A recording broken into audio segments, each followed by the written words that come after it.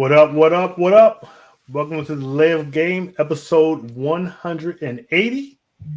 This is the Average Man's Perspective on Football. I am your co-host, Marcus.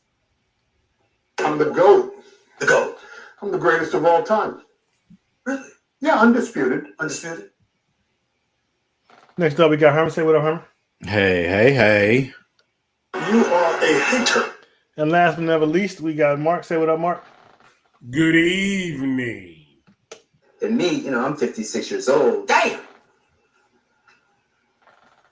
I'm sorry. Brian couldn't join us tonight. We hope he'll be back next week. Thinking of him and praying for him. Before we get started, I want to encourage everyone to like, share, and subscribe, especially if you're watching on YouTube. You catch us on our Facebook page on The Live Game.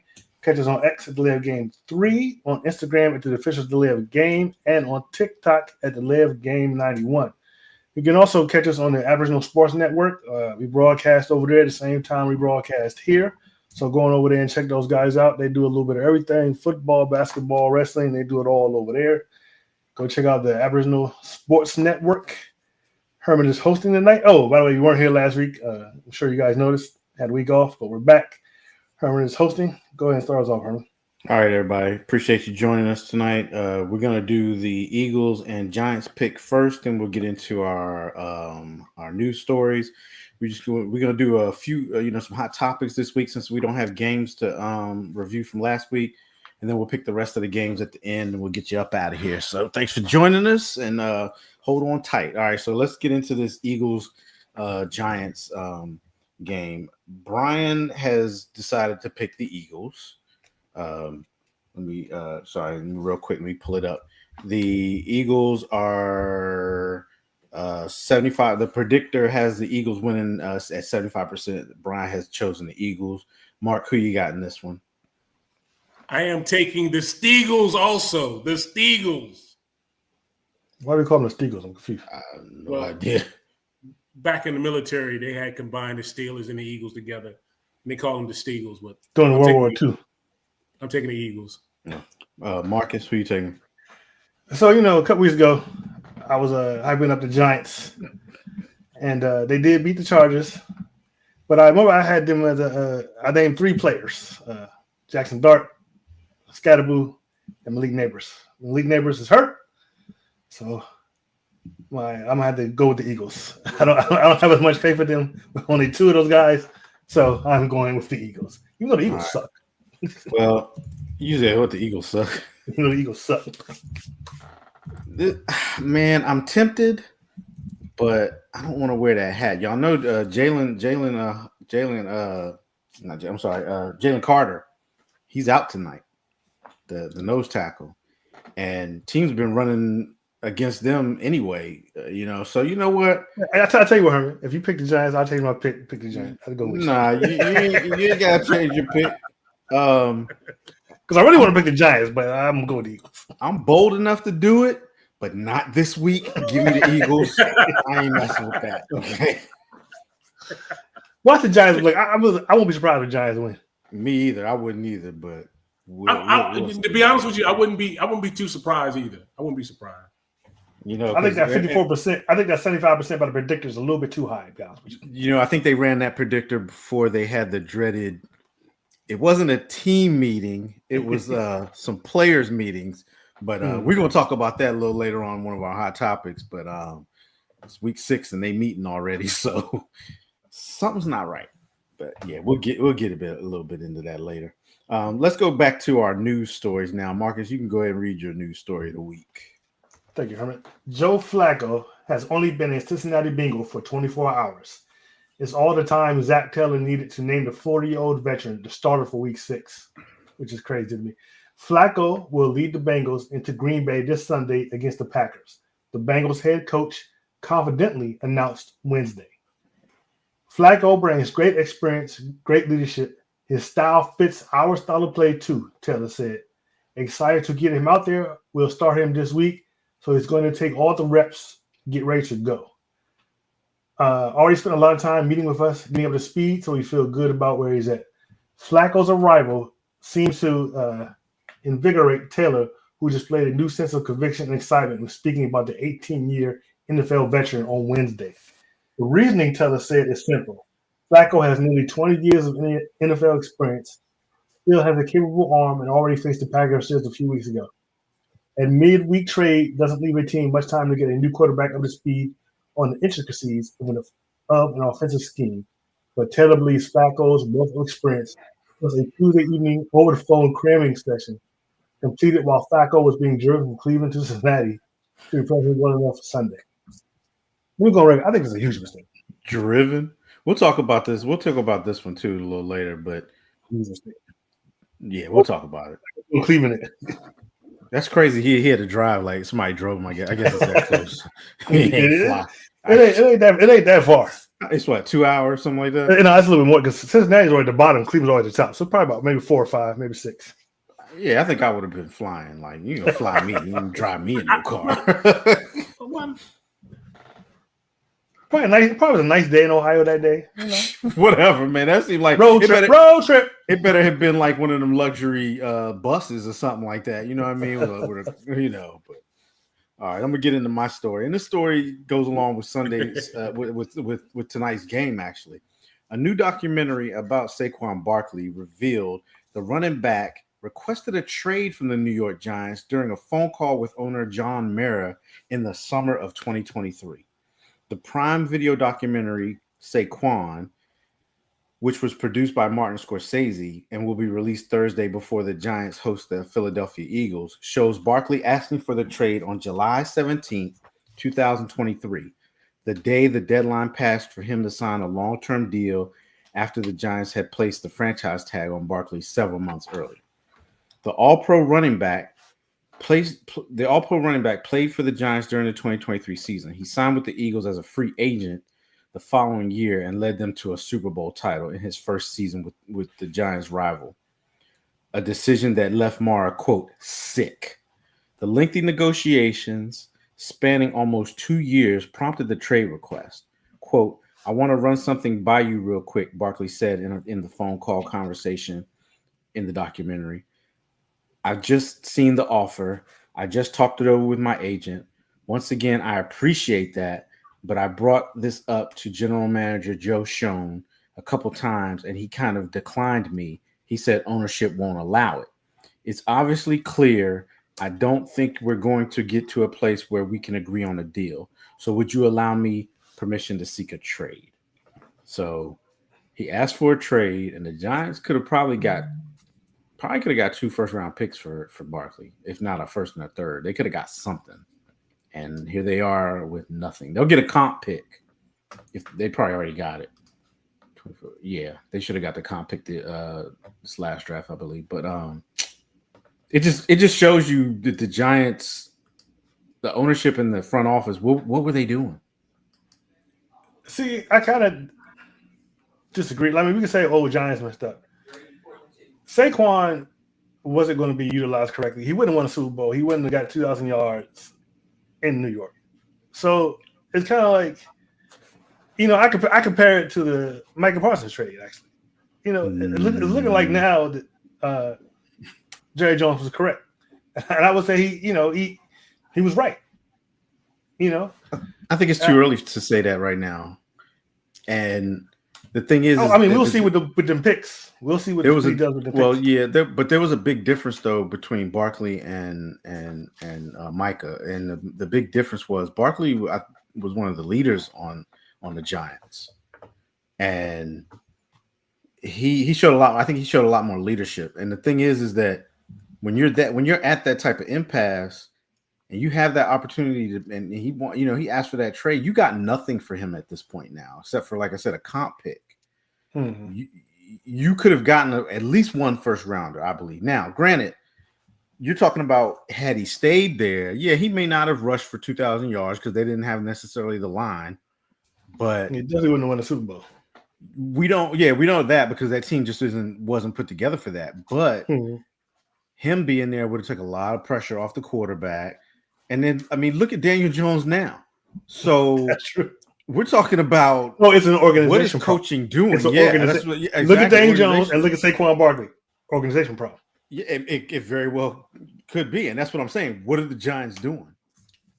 Mark, you still there? Or you froze out again?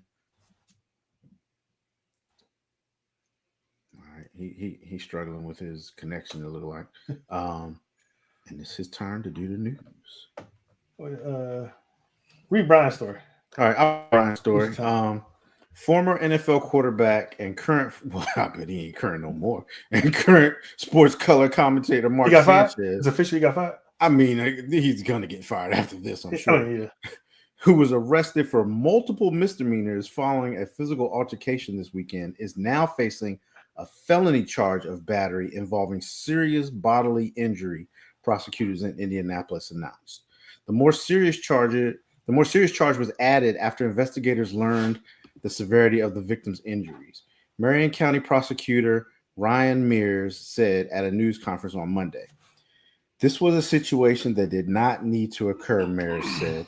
The allegations involving the 38-year-old man becoming involved in an altercation with a 69-year-old man who sustained significant and very serious injuries over a dispute about Sanchez was arrested at the hospital and initially charged with 3 misdemeanors: battery with injury, unlawful entry of a motor vehicle, and public intoxication, police said.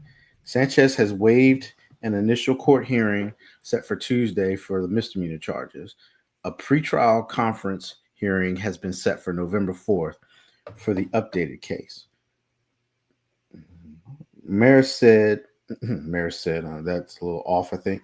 I think you got a bit mixed up. Yeah, just go straight to the sentence. Yeah, the sentence for the felony charge could be 1 to 6 years, and the victim has filed a civil suit against Sanchez and Fox already. How Fox got anything to do with it? Right. He wasn't on company time.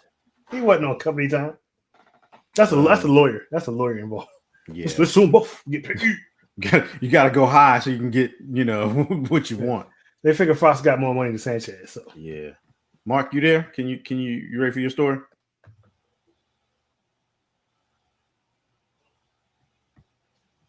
I guess that's enough. Mark, he's moving around. He's moving. Mark, you want to leave and come back in? I'll read the story. Oh wait, there is he. Mark, can you hear me? Yes, now we can. Yeah. Read your story. You're a little delayed. He must have got a new internet service. I'll read the story. You got his old one back. Can you hear me? We hear you.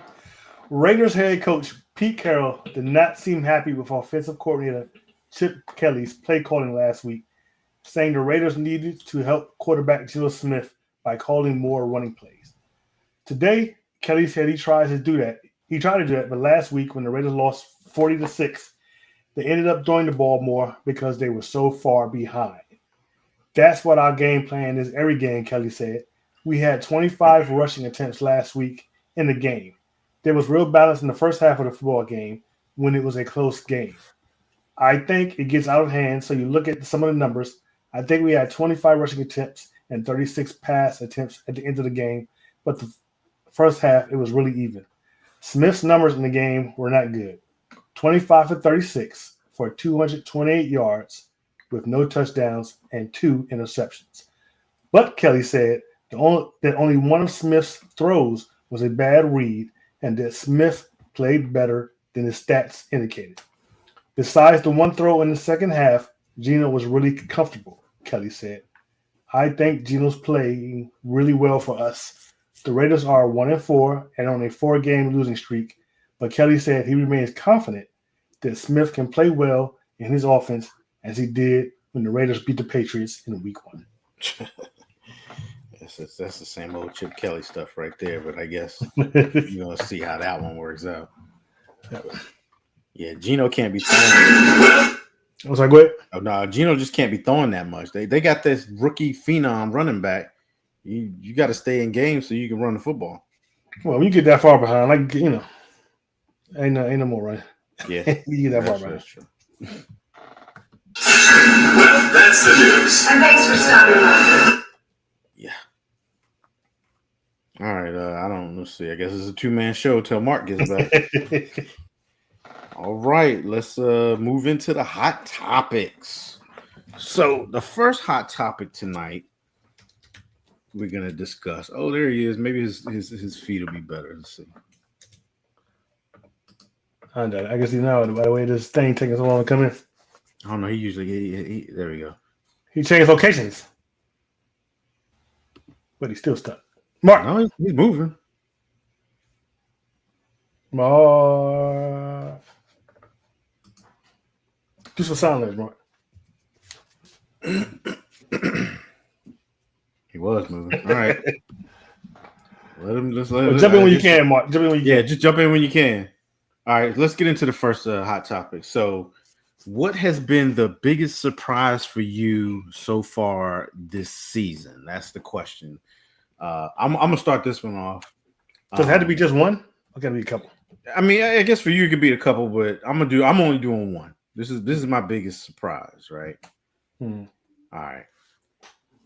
This team is 31st in total defense, 31st in passing defense, 29th in run defense, 32nd in scoring defense, 31st in red zone defense, and 30th in sacks. You're talking about one or two teams, Who you think it is? either Baltimore or Dallas. It is the Baltimore Ravens. Brett, this was blowing my mind when I looked at the record. I was like, okay, that's a big surprise, right? So I'm like, let me go look at some of this stuff. For them to be ranked this low in the NFL in defense, like the Ravens, they won a Super Bowl from a defense. Their defense has always been up there. And for them to be 1-4 right now and a defense with these numbers, I mean, they're ranked almost worse.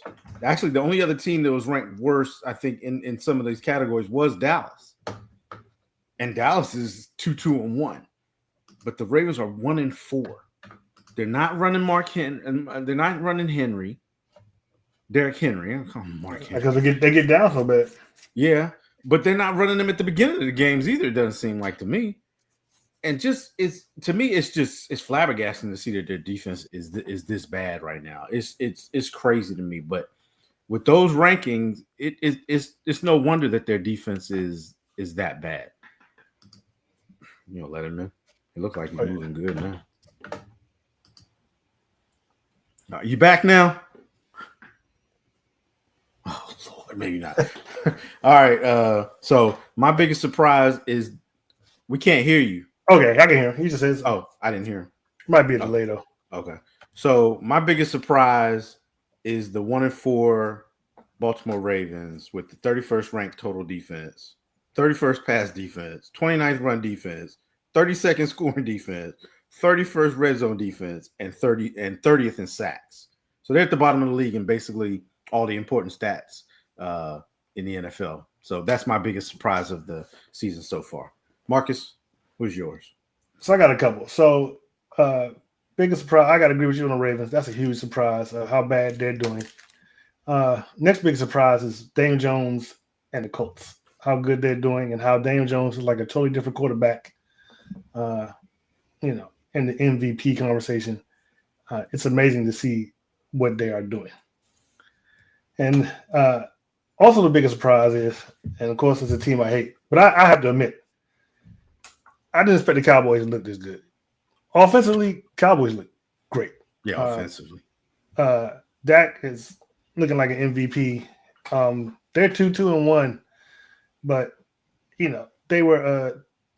They had a tie with Green Bay. Could have won that one. I feel like they could have beat the. Could beat the Eagles. Could have beat the Eagles. Who else did they lose to? I lost to the Bears. Should have beat the Bears. Definitely could have beat the Bears. Definitely it could have beat the Bears. So when they announced Schottenheimer as the new head coach, I was like, oh, they're going to suck. Defensively, yes, they do. Might need to get rid of that DC, but offensively, I have to admit they are on point. And as we speak right now, Dak is probably the best quarterback. He's definitely the best quarterback in the NFC East, and maybe best quarterback in the league right now at this moment in week 5, week 6. Yeah. So that's a big surprise. I hate them, but I'll give them their props. They're if you watch the games, they're looking hella good. So that's a big surprise. Yeah, if they can if the defense can straighten up some, it could be a problem, but that's a big if. All right, Mark. Who you got? What's your biggest surprise so far this season? Well, you guys took a little bit of my thunder with the Ravens picking. I thought they'd be a lot better than what they've been putting out in the field. Keep in mind, injuries have played a part of it, but it just doesn't look nothing like the Raiders team that we've seen before. They just seem to don't come out and play as with the Raiders style or the Ravens, defense that normally they step out with. My second surprise are the Indianapolis Colts. I'm surprised on how well they're playing. Daniel Jones entered the season being 3-13 from last year, and he's setting the world on fire. Look like an MVP right now. So I'm definitely surprised. It's almost like them two teams kind of like switch roles. We thought that the Ravens would be up top and the Colts would be down the bottom. Now it's like it's flipped. I'm surprised about that. And then the next team I'm gonna have to say is I'm surprised that they're doing as well as the Tampa Bay Buccaneers with Baker Mayfield. The rookie wide receiver they got, Ibuka, is tearing it up. Baker is playing good, and they're winning close games. The things that surprised me about them is how they're doing it. They're not taking any excuse. They're not using any excuses. They just go on for it and they capitalize and doing well with it. So my three surprises definitely the Ravens, the Colts, and the Tampa Bay Buccaneers. One other thing I'm gonna say about the Colts are we're about to find out how well they are. The next couple of games they have, of course, they have the Chargers, the Steelers, Kansas City Chiefs, Jacksonville, Seattle coming up after this week. So we'll find out exactly what the Colts are about pretty soon. I feel like they could beat any of them teams. To be honest. Honestly, I think so. I feel that way too. They but play like it. They definitely play like it. They do. But here's the thing. I don't know how surprised we should be about Tampa Bay. They've won the NFC South 4 years in a row. So I don't know how surprised we should be. Yeah, I'm not that surprised about Tampa, honestly. But why I say that is look how they winning with a rookie wide receiver that they throwing like he's been there for a couple of years. That's what I'm surprised about. He did have to step in and fill some big role, and he still is, I guess, with Evans being gone down now, but with Godwin's back. So, yeah, I mean, I get what you're saying. But I kind of expected them to be 1 or 2 in the South. I think I picked them to be second, but I get what you're saying too when it comes to that. So I can see that. I mean, I am surprised by how they're winning these games. Baker's playing lights out. I mean, that's the kind of football. I mean, it's an anxiety attack if you're a Tampa Bay fan, but definitely, yeah. But they're winning those games. So that's how they're winning. Surprised me. The fact they're winning doesn't surprise me at all. Yeah. All right, let's move into our next hot topic. I'm gonna skip this second one. I'm gonna go into this third one. We'll go back to the second one. What? I had queued that one up. No, go ahead, but I had queued that one up. Oh, well, sorry. you want to go back to it? You want to? No, we go. Okay. So, because this was Marcus's news story, so I want to touch on this one. Can Joe Flacco save the Bengals season? The 18-year vet. What say you, Marcus? I would say no. I mean, unless it's a case of different team. If it's a Dan Jones type situation, different team, different organization. Bad circumstances. New scheme, new attitude. But it's the freaking Bengals. It's the Bengals. So how much better can he do there than he was doing in Cleveland? And it's Flacco. He's old. Okay, he still has the arm, but he's stationary. He's not going to be moving around a lot. I just feel like, why not go for Jameis? I mean, I feel like Jameis Winston could probably give you more of a Joe Burrow type of play than Flacco can. I just don't see it. I just feel like there were other options out there. Like I said, Jameis being one. Maybe even would have traded for Russ because I don't think he's gonna be starting anymore. I don't know. Of all the quarterbacks out there, you look at Joe Flacco and it's like, let's grab him. I mean, good for Joe Flacco for being able to pull it off and the team still wanting him. And I know Zach. He's a professional head coach. I'm not. Maybe he sees something I don't. But from a fan's perspective, I would have went for Jameis or someone else. I definitely wouldn't have went for Flacco. So no, I don't. Plus, I don't think. Let me be clear. Jameis couldn't have saved the Bengals season. They just could have maybe put in a better effort. Won a couple of games. They still might lose. He might have added a couple of wins on the end, but the season is still lost. Bengals are terrible. So no, I don't think Joe Flacco can save the Bengals season. I don't think anybody, unless Tom Brady came out of retirement, could have saved the Bengals season. What say you, Mark? No, Joe Flacco will not save the Cincinnati Bengals. They are too far down right now to have him pull them up. It's just like what you said, Mark. You got to worry about keeping him upright more so than anything else. I think he does still have enough arm to get the passes downfield to Chase. Real quick, I want to disturb you, Higgins. Jackson. I don't mean to disturb you, but Jackson Dart just scored, ran it in. Giants can win this game. Giants can win this game. Yeah, boy, you might have picked wrong. You already picked the Eagles. I know. I'm sorry, Mark. Go ahead. Go ahead. I'm sorry. Yeah, I was saying that. Joe Flacco. He's 40, right? He I think he has enough to give you maybe 3 or 4 more wins and all, but to sustain the rest of the season, to get them pushed in, to at least give them in the playoffs, I don't see that. Their defense is not strong enough to carry this team for one, and they're going to be playing from behind on a lot of games. So Flacco could, he pad up some passing stats and some yards and maybe get a couple of touchdowns, but no, I think they far on. Just kind of like what you said, Marcus. I don't think there's a quarterback right now other than Mahomes, Josh Allen, Lamar, somebody like that can save this team right now. I don't see Joe Flacco saving them. So, no. Yeah. Will it be an upgrade? Yes. Definitely an upgrade because they could not continue to roll out Jake Browning. You have 2 weapons on the outside that if you can get the ball to them, they're big playmakers. I went and looked at Browning was sacked like 9 times, and Flacco was actually sacked 9 times in Cleveland too. So in one game or total? No, total for the year. Oh. Yeah. So if the Bengals can keep that up, and you throw in Flacco who can read coverages because he's a vet, so he's going to be able to see things that Browning could only dream probably about seeing. But I'm not going to say he can save the season, but I think that he might get him close. It's definitely an upgrade. I think that I agree with you. Like maybe should have went for Winston or even Russ.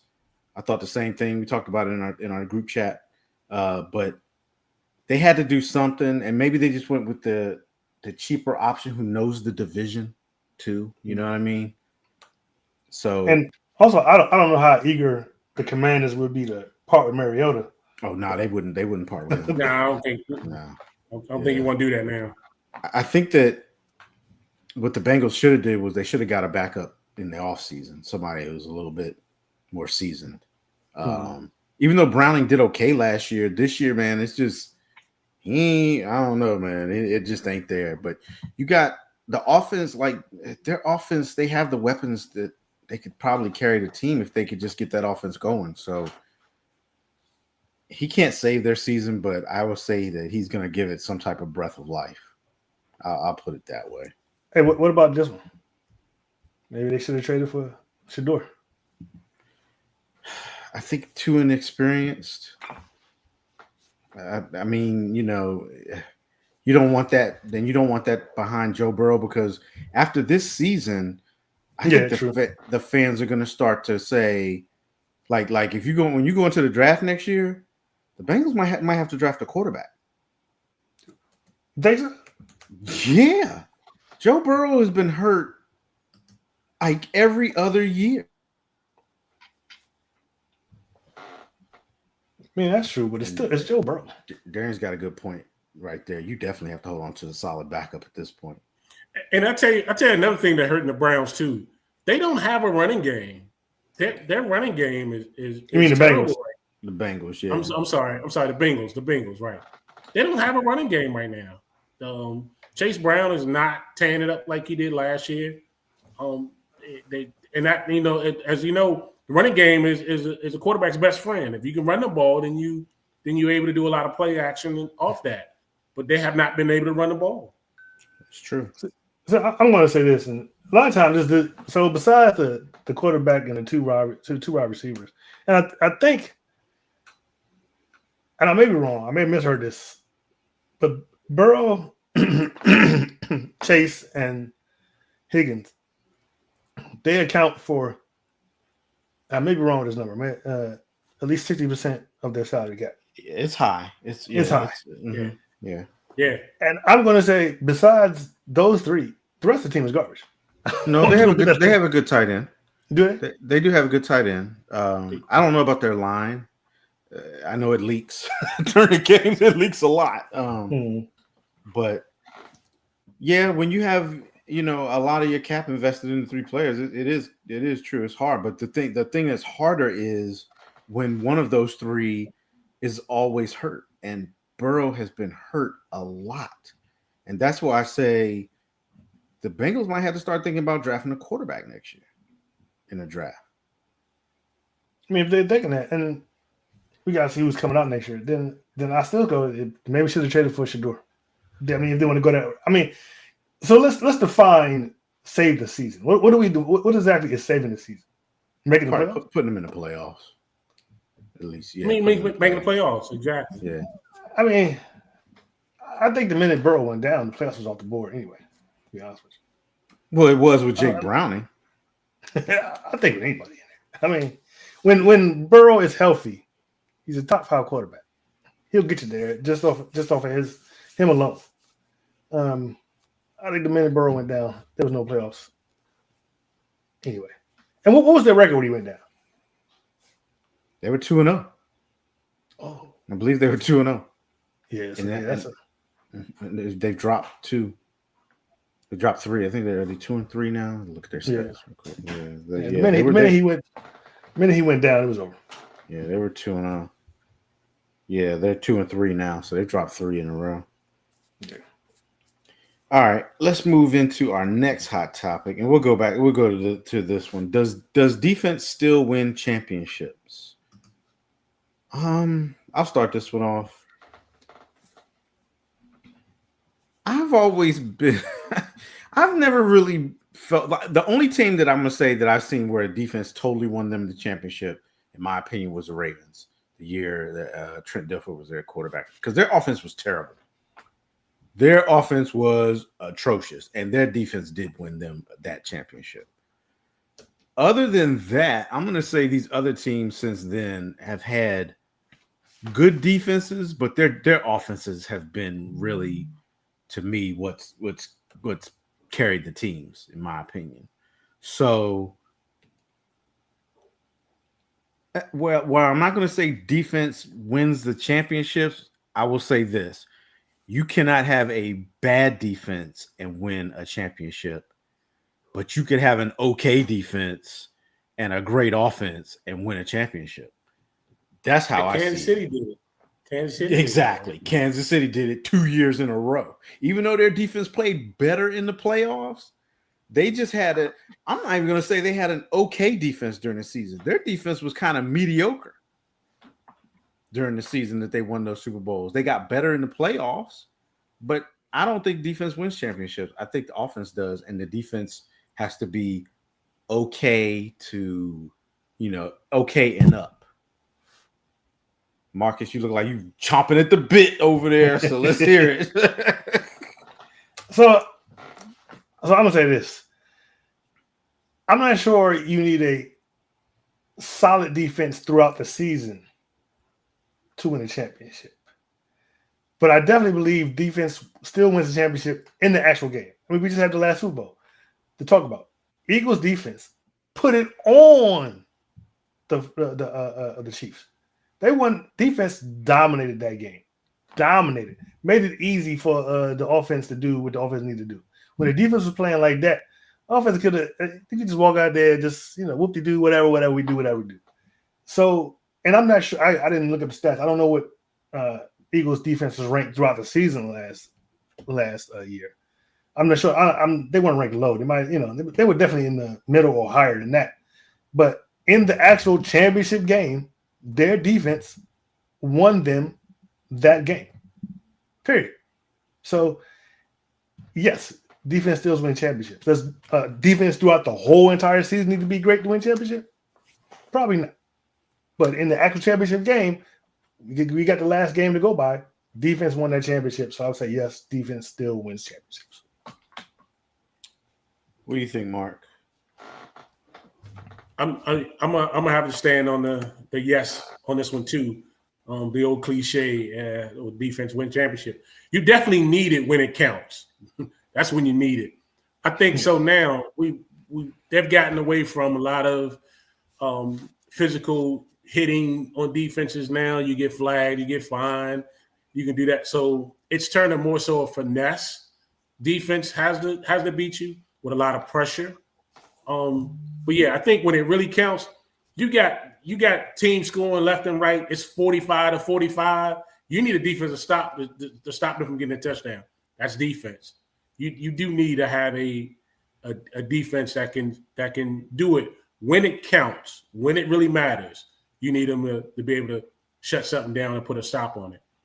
I think the pass rushers we have now, they're more faster. They're more, they lean. They almost look like running backs out there. They did a lot leaner than they used to be. A lot. Yeah. Leaner. So it's not necessarily the hard hit, the hittings, but you got to be, fluid enough that you can get around offensive players and really put pressure on the quarterback. That's defensive pressure in the face. We saw it when Brady played. That defense that the Giants put on him when he got pressure in his face, he didn't like that. He definitely didn't like nobody being close to his knees and his legs. That's for sure. So yeah, I think you got to have defense. I think defense still wins championship for you. So I have to say also recent, but not that recent. But when Patriots beat the Rams in the Super Bowl, like was it 2017, 2018? That was a defensive game. Because the Patriots just scored a lot of points. I think it was like 3-13, something like that. It was a very low scoring game. It was definitely Bill Belichick. Yeah, you needed to shut down the Rams' vaunted offense. And that was when what was it? Todd Gurley was there? Was it Todd Gurley? That was his name? Mm-hmm. Yeah. They totally shut that thing down. All right. So you guys think that you need the defense still wins championships, and I'm right that offense wins championships. All right, let's move on to the next hot topic. I think Brian would have agreed with me. Offense wins championships. All right. I want you to name one coach that's on the hot seat, and will they make it through the entire season this year? We might all pick the same person because I know who I'm picking. We might not have. I doubt it because I went to left field on this one, I think. Oh, did you? Yeah. Well, maybe. Mark, who's your coach that's on the hot seat? You just got to pick one, and do you think he'll make it through the season? My coach I'm selecting is Bill Callahan for the Tennessee Titans. He's fairly new, isn't he? He entered the season kind of shaky anyway. When they hired the GM in January, the GM wasn't a coach. He inherited the coach from his team. So that with that, I don't think that he's the GM coach. He's not the GM. So I think that's a problem. Yeah. And it's he's in his third season. He's 4-18 as far as coach, as far as his record. Jeez. It's not as good. You know, his record ain't that great. It's not. You're talking about the one game he won. They won that by chance. If the Cardinals didn't blow that up, didn't scoop that up, he didn't win. He didn't win that game for being a brilliant coach. They messed it up because of the fluky play that was in that game. So I think Bill Callahan is probably be the first one that's going to be out. And then when you got a rookie quarterback saying y'all play like asses, that's part of coaching too. That's coaching. All right, Marcus, who's your coach on the hot seat, and will they make it through the season? So for me, I think it's pretty obvious. And it's kind of disappointing because I like the guy, but he might be better as a coordinator. Mike McDaniels. I think that's an obvious choice. I think they won last week, but Miami's looking terrible. Tyreek Hill, he may be out for the season. His career may be over. He was the hot young thing when he first started. He had set expectations that first season. I think they were the highest scoring offense. They were looking great, and they haven't repeated since then. And it just seems like maybe the team has, he's not motivating the team anymore. I think he's better as a coordinator. I think you need someone who could command authority. And one thing I've heard watching all these shows and stuff is, you can start out being a tough guy and then loosen up a bit, but you can't start out being a loose guy and then toughen up a bit. And I think that's what happened with McDaniels. You look at him, you don't think, oh, this is a tough coach. This is a coach that commands respect. He looks like an analytics guy. He looks like an IT guy. He's an analytics guy. The guy you call, hey man, my computer doesn't work. That's what he looks like. That's the kind of aura he gives off. I may be wrong. And after that first season, it's just been pretty much downhill since then. They can't win any cold season games. They can't really beat any teams with winning records. They at least before they're beating up on sorry teams. So they can't even do that anymore. I think he will make it through the season. I do think he will make it through the season, but I think probably he's gone after this year, and then he can make his way back to maybe San Francisco as a coordinator, and Shanahan can have his old crew back. So that's my pick, McDaniels. All right. So my pick, and this is, I think this is an easy one also. My pick is Kevin Stefanski for the Browns because he's in his fifth year as a head coach. Now he's taken them to 2 postseasons. I think he had 2 11 game winning seasons. But the Browns are always the Browns. They just are. Like they're going through this QB carousel now, right? Like, why did you even go with Flacco to start the season? Why not just go ahead and go with the rookie, and then maybe go to Flacco if you needed to, or why not just see what you got with this rookie? You're supposed to believe in him, but you went with Flacco. 4 or 5 games. Now you just traded him out. Well, if he's a third-round pick, you usually don't expect a third-round pick quarterback to start. No, you don't. But at the same time, then why are you picking him? Why are you picking him third in the third round if there's something else that you could have got? You didn't have a true quarterback. Like you didn't have Deshaun. Flacco wasn't going to make it through the season. Obviously, you didn't think Like you weren't all in on Flacco. You should have never took. Remember they traded for Pickett. Remember? Ooh, they did. What happened to him? Where is he now? They traded him to the Raiders. They traded him to the Raiders. So that's what I'm saying. He got to go. Stefanski is time. Like it's been 5 years. He got to go. It's time to try something different. I was reading something today. They're currently paying 8 quarterbacks. That's crazy. They're currently paying 8 quarterbacks. I keep forgetting about Deshaun. Like I forgot he was even on the roster still. They just the crazy thing is if they do hire a new coach, we got to start all over again. Yes, you have to. Is that what you're going to say, Mark? You got to start all over again. So another quarterback. So they'll be drafting. Yeah, I mean, yeah, that's it. Yeah, You got, and in all honesty, they need to get rid of every quarterback that's on the roster. But wait a minute, you just drafted Gabriel and Shador. Whatever. I'm Wipe keeping the this too. slate. No, you're not. Wipe the slate clean. Because every year there's always leftover quarterbacks. Yep. They do the same thing every year. You give rid of a fifth. Same thing. I'm getting ready. A third round pick. That's kind of high, bro. A third round pick. But that's the previous administration or the previous head coaching system that they shouldn't have never took him with the third. That's my whole point. So you got to start fresh. If I'm ownership, I'm wiping the slate clean. I get rid of everybody else. I'm keeping Gabriel and Shador. Nope, I'm not keeping them because you know what we always talk about. As a head coach, you want to be married to your quarterback. No, I mean you got to start him. You still draft. You can still draft somebody. There's no point in them being there. I'm gonna draft every quarterback that's on that roster, or pull quarterbacks in that's on that roster. If I'm gonna be the head coach. So I think it's Stefanski. It's time, man. It's been 5 years. I'm surprised he's been there this long. This is the first time that the Browns have actually tried to like stick with it and work through it. It ain't working, bro. It's not working. Well, what's to speak about Ohio? You know who else might need to go? Zach Taylor might need to go. Zach Taylor might need to go too. Maybe. Zach is on the he on the list. But it's not his fault that Burrow keeps going down, though. He has a legit quarterback that just keeps getting hurt. That's true. Right? He has a legit quarterback that just keeps getting hurt. Like, and they were just in the Super Bowl 3 years ago. 3 or 4 years ago. It's been a while, yeah. But Stefanski has to go. All right, let's move on to this last hot topic. Stretch these out pretty good. And this is a good one to talk about since the game is on too. So it's been in the news all week.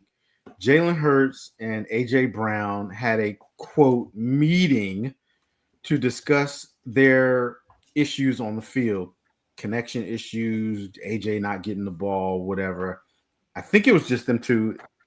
And just before the game came on, they said that they spoke for hours. They talked for a couple hours or whatever. So is this a big deal or is this not a big deal? Mark, I'll let you go first. Is this a big deal or not a big deal? I mean, I think it's a big deal when you have two of your starting quarterback and your top wide receiver, just only two having a powwow together. Yeah, I think it's a big deal. They traded for AJ Brown, and he's been everything of what they wanted in the number one wide receiver. He's been everything. When Jalen throws it's just the ball. unfortunate for him. It's fortunate. That's what I'm about to say. The unfortunate thing for him is he don't get the ball thrown to him. And I think that's the biggest thing that he wants. He wants the opportunity to have the ball thrown to him, and he hasn't been given that. And so they just basically airing out. I don't think it's so much of a big deal. I think the media is going to make a big deal more out of it than anything else. I don't think it's such a big deal. I think if them two have any type of grievance, any type of beef, any type of anything, this is the right thing to handle it. To just like, look, let's go one-on-one. Let's have a conversation. What can we do to make this better? And I think that's what they're doing. I don't think it's a great big deal as the media or as other people may push it to be. They're winning, but unfortunately, they're not winning throwing to AJ Brown. So, Marcus, what you think? Big deal, not a big deal? I think here's the thing. Yes and no. But my bigger question is, why do we know about this? The media. What I think Saquon actually accidentally leaked this. You know what? He did make a comment. Why? Okay, here's the thing. Why does Saquon know? Well, he's on the team. Okay, but it was just them two, right? Why can't he might have been there AJ come over to Jalen's house, or Jalen go over to AJ's house, or they get on FaceTime? I just don't understand why we need to know about this. They're making it a big deal because we know about it. There is no reason whatsoever we need to know about it. It's not the question. Is it a big deal or not a big deal? It's not about if we need to know about it. Then yeah, it's a big deal because they made it a big deal. That's why it's a big deal. Overall, I don't think it's big because I have to believe that quarterbacks and receivers and teammates they talk all the time. They hang all the time.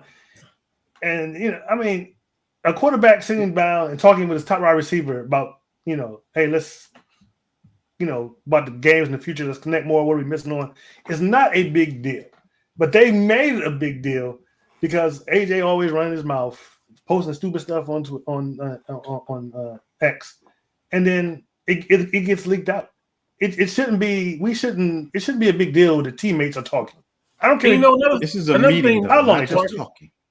How do we know if that was the main topic of them having a conversation about? Oh, it was the main topic. It was. They said they sat in the car for like a couple hours and talked. I think they said. Okay, let's not sugarcoat. And here's the thing: shouldn't the biggest problem? Why isn't the OC in it? The OC should be in that conversation. The OC. I mean, because I think so. I think this is more. I think this is more of a play calling issue than AJ and Jalen. They're off. It's a play calling issue. Their OC sucks. Sucks. Let me tell you, if y'all don't think this is a big deal, you're crazy. Okay, because this keeps coming back year after year. Because right? AJ keeps running his mouth. This is a huge deal, first of all, because now every time Jalen steps on the field, and you say, "Oh, he's a professional," he thinking about, "Damn, I got to try to get the ball to AJ." It's in his mind. All right. He know AJ gonna be side-eyeing me if I don't get him the ball. All right. AJ mad. You don't bring in AJ Brown and he goes a whole game with like the Cowboys game. If they had lost that game, man, that would have been a nightmare for the Eagles. Just because AJ Brown had 2 targets on that game? 1 target on that game? How are you not getting AJ the ball? How are you not forcing AJ the ball? Maybe it's a little bit of play calling. I doubt it. Maybe it could be a little bit of play design. But the bottom line is, this is an issue. You don't hear about you never hear CD and Dak are having a meeting. You don't hear that. You ain't heard Jalen. Maybe because they do it in private. Don't let the whole world know. Please, that would get out for the Cowboys. Trust me. Why? Why can't CD go over Dak's house? Dak go over CD's house. That's different. That they hang out together. Like obviously, Jalen and AJ ain't friends. I don't think that they're really friends like that. Like Dak works with his receivers in the offseason. I don't hear about this with the Eagles. Maybe because the Eagles. So what you said, he wouldn't invite him over to his house. He wouldn't invite him over to his house. I don't think he would. I ain't inviting this fool over to my house. The way he be throwing me under the bus because I ain't throwing him the football.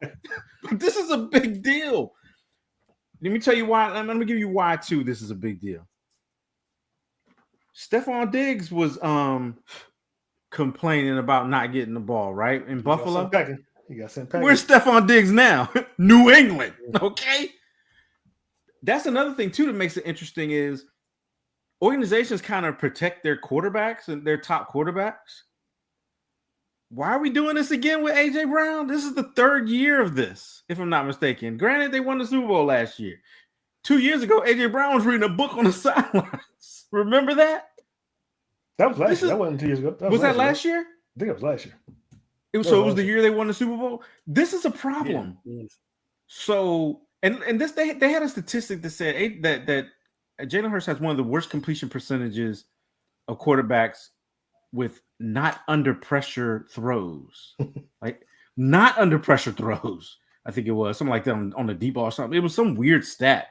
But basically, they were saying that like he has problems with zone coverage, but I don't think he trusts AJ like some of the other quarterbacks trust their top quarterback. Like some of these quarterbacks, you see him throw, you be like, "What are you doing?" Oh, he went up and got it. Jalen don't trust AJ like that. I don't think. So I think this is a big deal. You know who you don't hear complaining? Devontae Smith. He's getting the ball sometimes. I think AJ should go.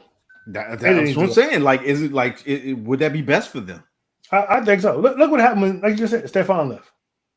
No more issues in Buffalo.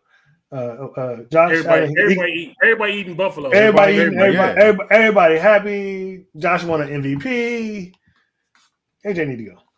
So it was last year that AJ was reading the book, but yeah, and you complaining when you're undefeated.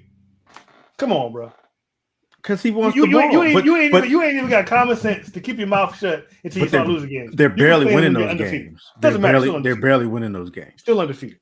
They're barely winning those games. What do we say? Winning cures all problems. Yeah, but you know, when it's obvious that there's a problem with the offense, this, like I said, I think this is a big deal. We're going to be talking about it all year again if he doesn't get traded before the deadline, which they probably won't, because that's just they're not going to do it. They're not going to protect Jalen from AJ.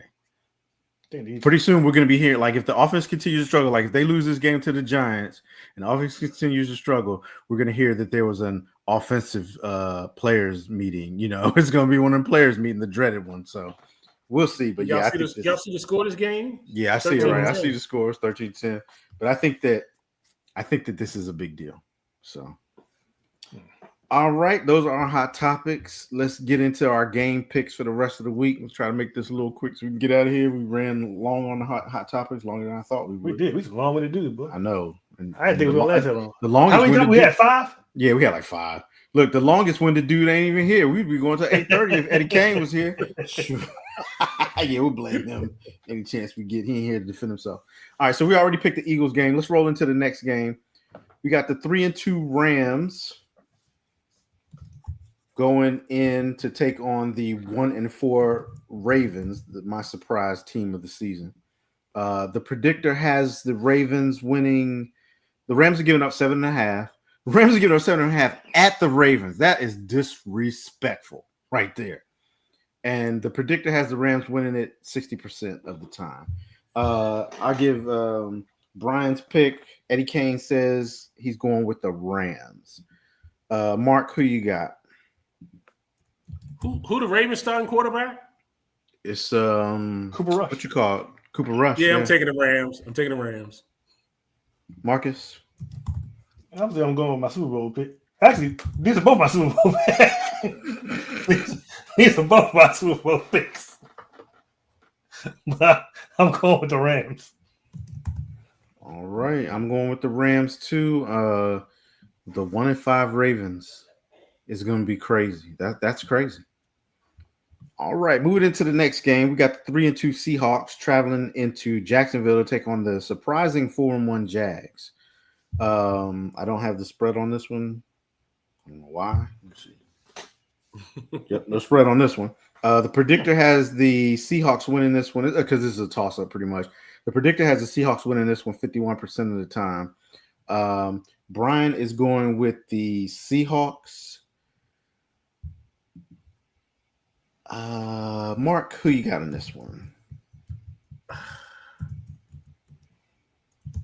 I picked up Sam Darnold in my fantasy, but the Jags done got a little heart after beating Chiefs. Kansas City. I'm going to take Seattle also. I'm taking Seattle on this one. Interesting. All right. I'm going with the Jags. After they beat the Chiefs, they shocked me. They barely pulled it out because I was watching that game like, man, what are the Jags doing? But they're at home and it's a toss-up, so I'm going with the home team. Give me the Jags. Marcus?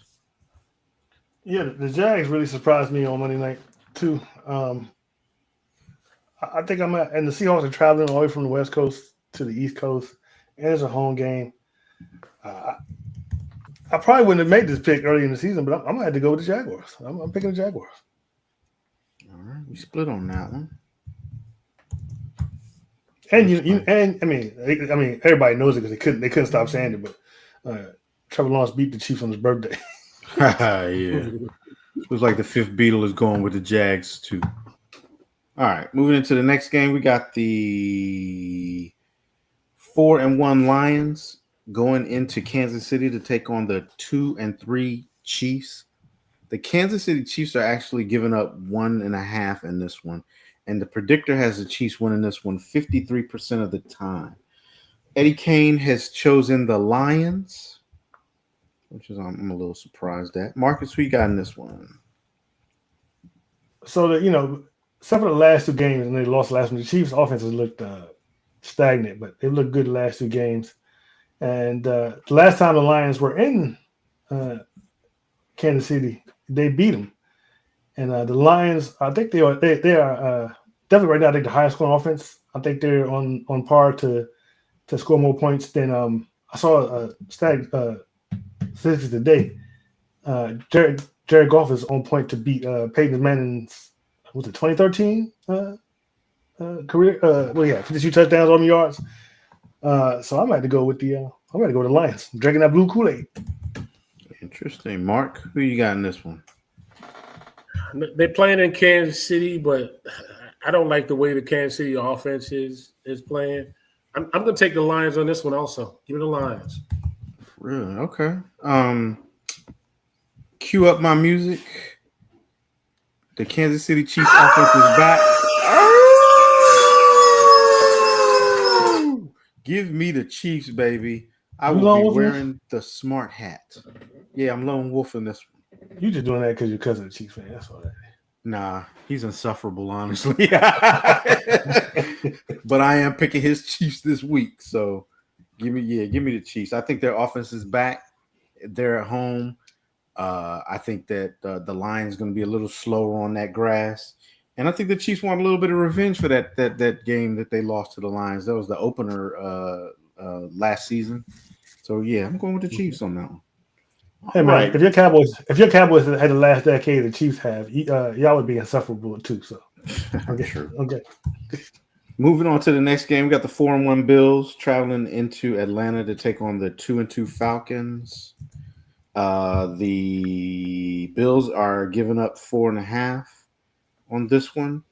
Eddie Kane is picking the Bills, and I'm along with Eddie Kane picking the Bills. Marcus, who you got in this one? I'm also taking the Bills, even though I want to root for Penix, but I'm gonna have to take the Bills. And Mark, who you got in this one? Bills Mafia. Give me Bills. No surprise on that one. All right, and our last game, the Monday Nighter, you got the 2-2 Bears traveling into Washington to take on the 3-2 Commandos. Washington is giving up 4.5. We already know who the fifth Beatles taking in this one, and we already know who Marcus, I'm sure, is taking in this one. You don't know who I'm taking. We'll ask him anyway. Brian is actually taking the Commandos. Let me put it in. Sorry. Mark, who you taking in this one? You type mighty hard, sir. You typing hard as hell. You about to break the keyboard. My microphone's like literally right next. This is a revenge game for the. Yeah. This is a revenge game for the Chicago Bears. They got that game stolen from them last year. I think they can get back on them. Give me the Bears in this one, y'all. All right. So look, the Washington is petty. They're wearing the actual uniforms that they wore on that game. Yes. And the Bears have to wear their exact same uniform basically for that game too. Petty Washington. But I don't believe in Caleb Williams. After the script is up, the script is up. Yeah, so give me the Commandos. I don't even want to pick them, but I have to. Wow. Marcus. So let me say this. I'm not gonna lie. This game definitely frightens me. I feel like it's a trap game. I feel like Mark said, we stole that game last season. I feel like the Bears will be out to get revenge. Our defense is not that great. They play pretty good against the Chargers, but overall they're not that great. But I'm going to have to pick my Commanders, but I'm not going to lie. That game scares the heck out of me. You're worried about it. I am very worried about it. Cue up Mark's music.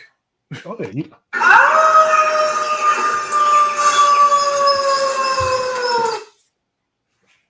All right, so the picks are in, and we'll see how everybody does. Mark lone wolfed the Bears, and I lone wolfed the Chiefs. I can't wait to wear the hat on that one. So that's our show for tonight. We'll wrap it up. I don't have a final thought myself. Mark, you have a final thought this week? I just apologize for my technical difficulties at the beginning. That's my final thought. And Marcus, what's your final thought? And you can take us home. So I'm surprised you don't have a final thought, especially with the one I'm about to give. But I want to wish Herman's daughter, Tiara, a happy belated birthday. Hey, happy belated birthday! Yeah, Happy belated birthday. Yeah, thanks, Marcus, for making me look bad now.